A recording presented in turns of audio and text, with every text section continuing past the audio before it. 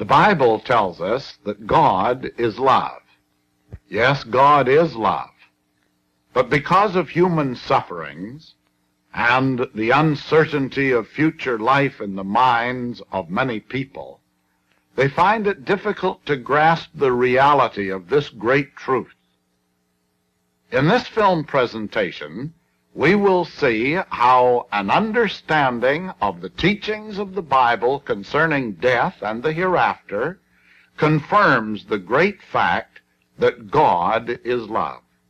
As the program opens, we find an earnest church worker seeking information on the subject of death from his one-time college professor.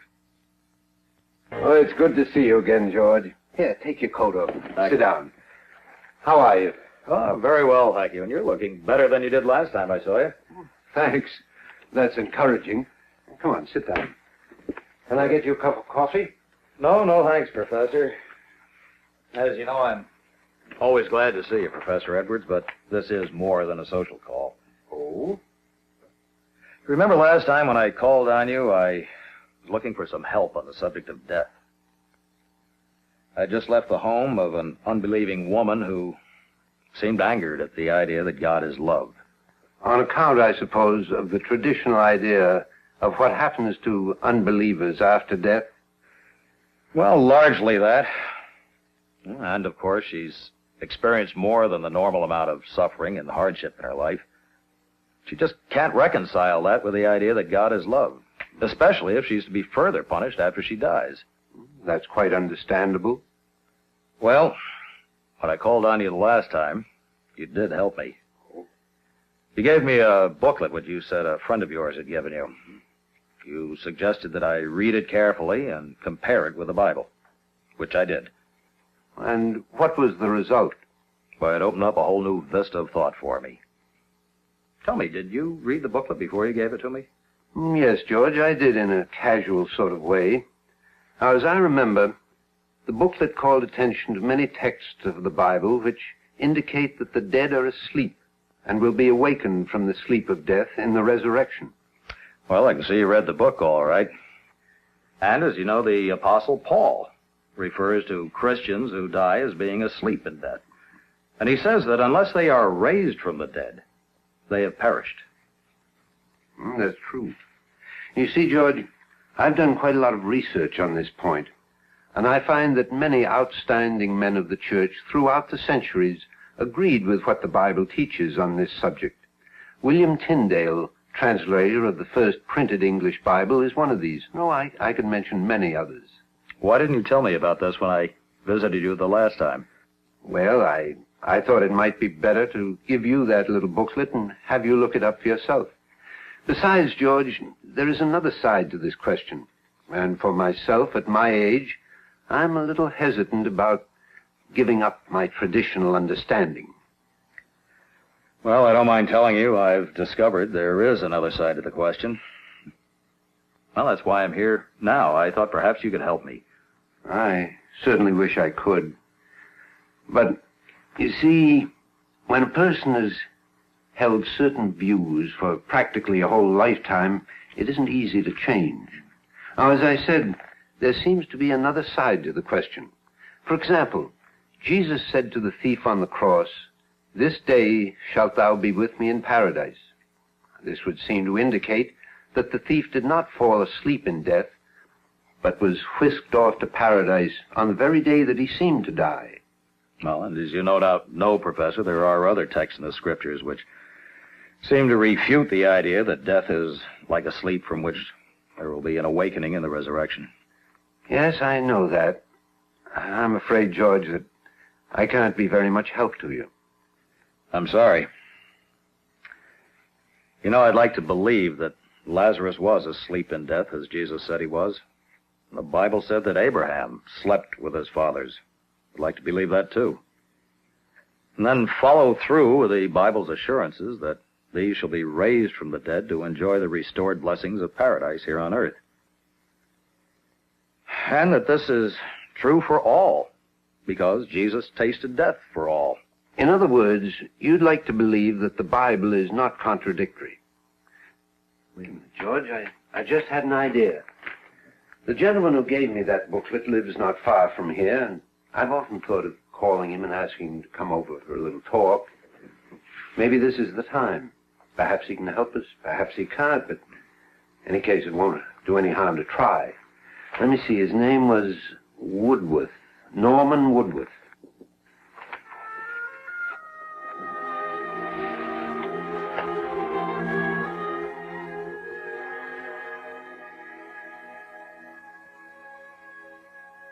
I'm glad you could come over, Mr. Woodworth. Well, I must say I was a little surprised to get your phone call. I hope there's nothing seriously wrong. Oh, nothing at all. We thought that perhaps you could be of some help to us on a certain topic of the Bible. You see, my friend here, Mr. Thomas, in his work for the church, comes into contact at times with those who are very ill and some who are not expected to live very long. And naturally, he's been confronted with the age-old question, what is death? You see, Mr. Woodworth, in seeking to console those who are facing the tragic experience of death, I've found that the usual answers very often seem to be weak and meaningless. I can understand how that can be. Some time ago, Mr. Thomas came to me particularly concerned over his failure to give the needed comfort in certain instances. And I gave him that booklet that you left with me, the one entitled Life After Death. Yes, I remember that booklet. And did you find it of any help, Mr. Thomas? Well, yes. The idea that death is like a sleep from which there is an awakening appeals to me.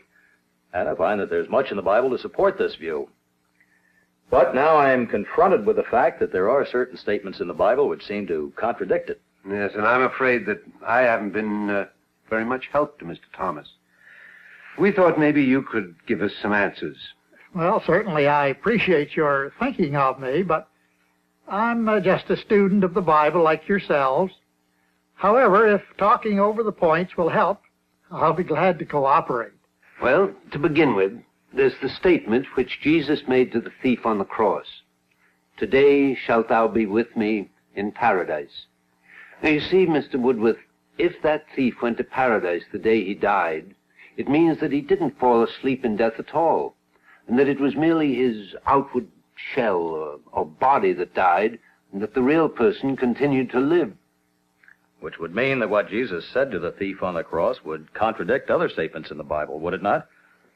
Well, of course, we have to rule out the idea that the Bible is contradictory. The Bible clearly teaches that death is like a sleep from which there will be an awakening. This is one of the most clearly defined truths set forth in the Bible. And I'm sure that everything else in the Bible harmonizes with this when properly understood. I'm sure that's what we'd all like to believe. But let me read you the account in which Jesus' promise to the thief appears. It's found in the Gospel according to St. Luke, chapter 23. Now I'll read you verses 42 and 43. And he said unto Jesus, Lord, remember me when thou comest into thy kingdom. And Jesus said unto him, Verily I say unto thee, today shalt thou be with me in paradise. There you are, Mr. Woodworth. That puts the case squarely before us. If that thief went to paradise the very day he died, how could we say that he fell asleep in death and thus became unconscious? Well, if that is what Jesus meant, then the account itself is contradictory. How come, Mr. Woodworth?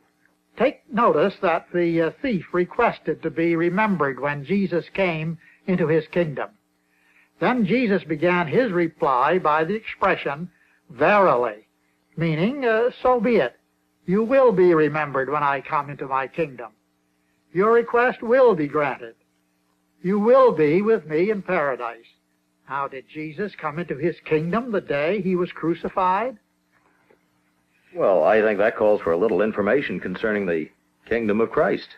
It is the kingdom promised in the Old Testament. Isaiah wrote that of the increase of Christ's government there would be no end. This kingdom was not established and ruling in the world the day Jesus died, and therefore the thief could not have been remembered in it. But then why did Jesus refer to paradise when he assured the thief that he would be remembered in his kingdom? Because the purpose of Christ's rulership is to reestablish paradise conditions throughout the earth. The word paradise simply means a garden. The original paradise was the Garden of Eden, with its perfect conditions of health and life and peace with God, which existed before our first parents transgressed God's law. As a result of this transgression, paradise was lost. Well, actually, then, paradise did not exist in Jesus' day, meaning that there was no paradise to which the thief could then go. That's just the point. But remember, Mr. Woodworth, Jesus said to the thief, "This day shalt thou be with me in paradise." Well, let me quote what Jesus really said. "Verily I say unto you today, thou shalt be with me in paradise." You see, I merely changed the position of the comma, but it gives the statement an entirely different meaning. Yes, but do you have the right to do that? Oh, certainly. There was no punctuation in the original manuscripts of the Bible. In fact, punctuation was not invented until centuries after the Bible was written. Translators have used punctuation to make the texts of the Bible more understandable, and in most instances have done a good job. But in this instance, in order to accommodate their own theory, they put the comma in the wrong place and made it appear that Jesus and the thief went to paradise that very day, when in reality, paradise did not then even exist. Then by changing the position of the comma, it makes Jesus emphasize the day he made the promise. "Verily I say unto thee today." Now, why would Jesus wish to emphasize the day he made the promise to the thief? I think the reason is obvious. The inscription over Jesus' cross was, "This is the King of the Jews." Perhaps this was all the thief knew about Christ's kingdom. And he asked Jesus to remember him when he came into his kingdom. Just then, Jesus was being crucified. From the human standpoint, it seemed impossible that he would ever come into a kingdom. But Jesus knew that he would be raised from the dead, and that at his second advent would establish a kingdom. So he said to the thief, "Today, even though I'm now being crucified, I will have a kingdom. You will be blessed in my kingdom. You will be with me in paradise."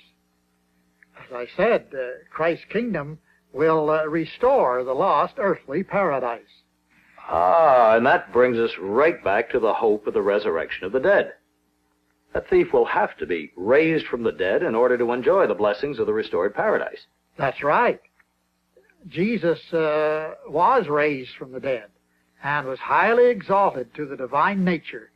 His faithful followers are raised from the dead in what the Bible describes as the first resurrection. These are exalted to the heavenly realm with Jesus and will live and reign with him in his kingdom. Also, of course, there is the general resurrection of all the dead. And is it your thought that those who are brought forth in the general resurrection will simply be restored to human life? That's what the Bible clearly teaches. If they accept the provisions of life made for them through the redemptive work of Christ and obey the laws of Christ's kingdom, they will be restored to perfection of human life and will live forever. The period in which this great work is accomplished is described in the Bible as times of restitution of all things. And the Apostle Peter informs us that it has been foretold by God's holy prophets since the world began. Well, Mr. Woodworth, I certainly do appreciate the way you've cleared up the problem or the difficulty of the thief on the cross. There are other questions I would like to ask, but I do realize that the Word of God must be harmonious. And I will continue to rejoice in the great hope of the resurrection of the dead. I'll be glad to discuss further points with you anytime. Well, you're both welcome to stay here now. I'm not going anywhere, and I'm enjoying this very much. Well, I can't. I have to make another call. However, I will be making it with greater assurance than ever that God is truly love. Thank you, Professor Edwards. Welcome, George, and good to see you. And Mr. Woodworth, Very nice to meet you. thank you very much, sir. Again, it was very nice of you to come over, Mr. Woodward. Thank you. Thanks a lot. Find your way out, George? Yes, surely. Thanks, Professor.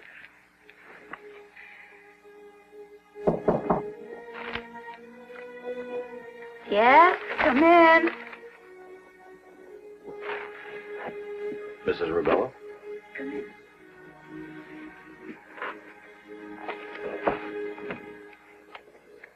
Do you remember me, Mrs. Rubello? Yes, I remember you. I had difficulty finding you. I went to your old address, and you weren't there, and nobody seemed to know where you'd gone. I'm sorry.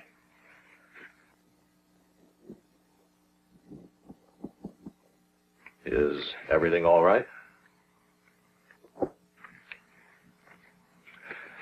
Mrs. Rubello, the church is perfectly willing to continue sending you financial aid. I didn't come here today to talk about that, though, although I will report your new address. I came today because I thought I could help you in another way. Help me, did you say? Yes. Help me. It doesn't matter now. I don't understand.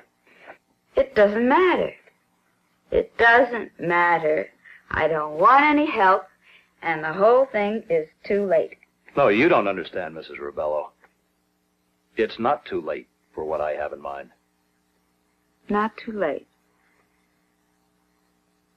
For you to help me. Oh, that's good. What kind of help have you got in mind? Well, you remember when we talked before, we talked about God and religion, and you told me because of all the suffering and trouble in your life, you didn't believe in God.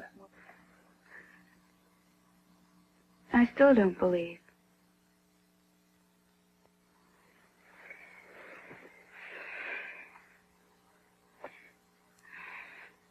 Were you there on the day I was born and my mother died?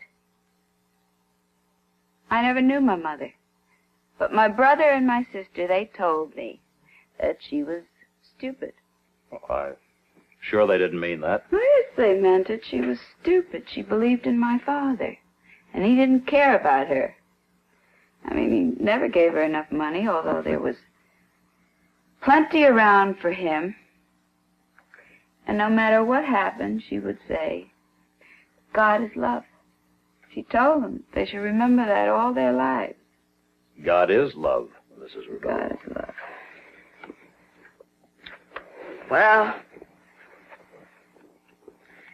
where was this God of love when my brother and sister both died of tuberculosis before they were 20? And my other brother was sent to prison for something he didn't do. I remember our last discussion. You said then God is love. But when I asked you what would happen to me if I died without believing in God, you were ashamed to tell me. You think I can forget that? I don't understand, Mrs. Rubello. Before, we talked like we were good friends. Now you seem angry with me. Yes, I'm angry. I want to be left alone in my disbelief. Look, my life is nothing. Now, there's no point pretending it's something when it's nothing. And I don't see any point in lying to yourself. Mrs. Rubello, you recall our former conversation so well. Perhaps you'll remember that I admitted that I might be wrong in my understanding that God continues to punish the unbelievers after they die. You can be sure I remember that. You remember saying you would keep an open mind on that subject. Well, did you? Yes, I did.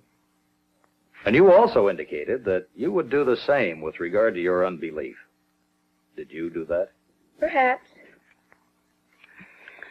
In some small degree. Wonderful. In that case, I am glad I came. Because a bit of light has entered through that opening I left in my mind, Mrs. Rubello. And I'm more convinced than ever that God is love. Oh, you make me mad. Mad? Yes, mad. You know, the last time you were here, you started me hoping. Now,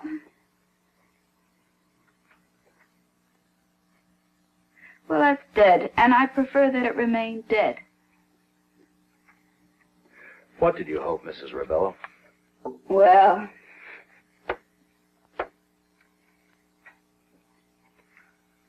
you know, many years ago, or a few years ago, somebody spoke to me about God, and I became a believer, and for a while I was happy, but, well, the contradictions started to pile up, and I lost my belief. I lost my hope. And then you came and spoke to me, and again there was a faint glimmer of hope, and now that's dead. And, well, I'm afraid to listen to you again, because the truth is that I'm too tired to even try again. Mrs. Rebello, real hope can give you the courage and the strength to go on. Real hope. Yes. Real hope. What is real hope anyway?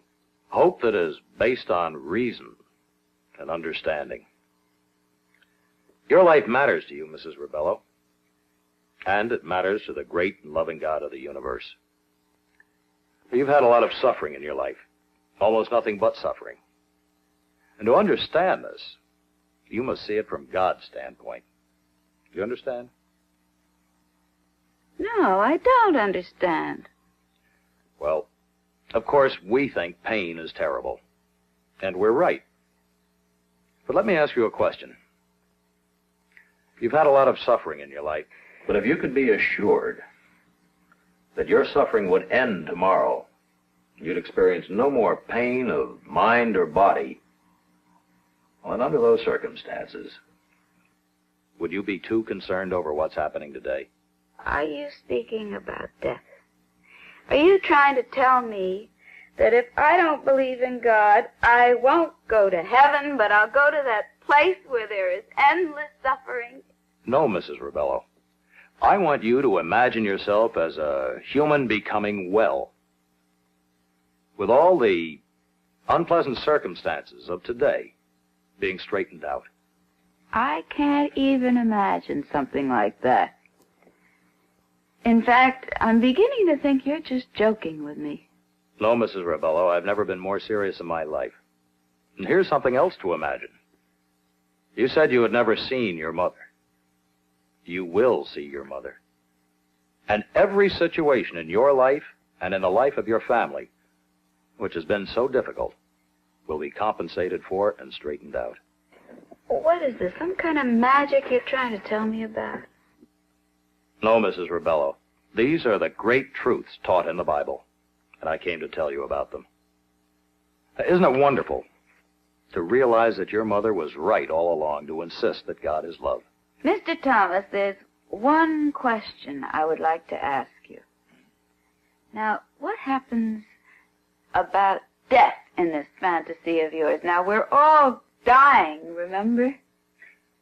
Death is like a sleep from which there will be an awakening. And this is the great truth of the Bible, which I've learned since the last time we talked together. Go on. As you know, most of us suffer more or less through our lives. Some suffer today and are better tomorrow. Well, the Bible teaches us that there will be a happy tomorrow in which all the unpleasant circumstances of today will be forgotten, as they're replaced by the blessings of health and life provided by the love of God through the suffering and death of Jesus. The Bible teaches that. Yes, Mrs. Rebello. The Bible teaches us that there will be a day when death is no more, nor sorrow, nor sighing. A day when there will be no more pain. A day when all the unhappiness of the present will be forgotten. A day when God will make all things new.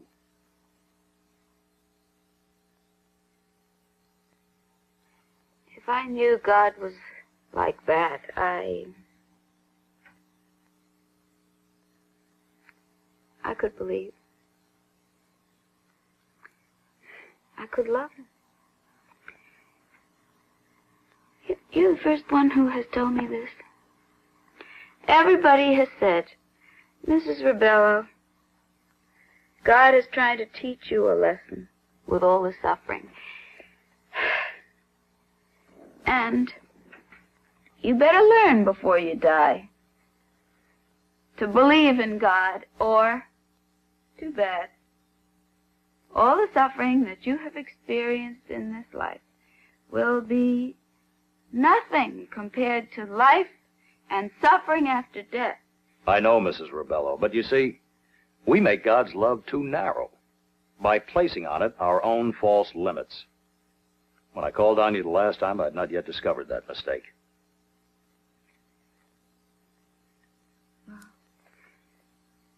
It seems odd now, but when I was trying to be a believer, I would go to the gospel meetings and we would sing of Sweet By and By. And I concluded there that there would be no sweet by and by for me.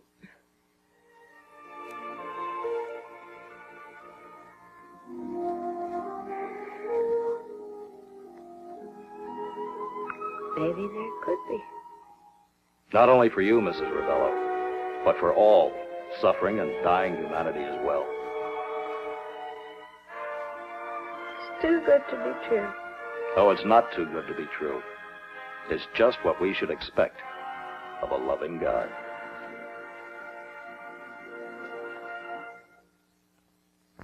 Yes, God is love.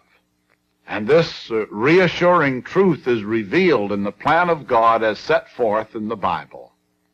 And friends, the little book mentioned in this presentation, which proved to be such a great aid in the understanding of the Bible, is available to you, free.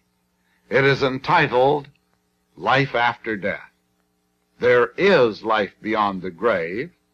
You will see your loved ones again, and these truths are clearly set forth in the little book, Life After Death.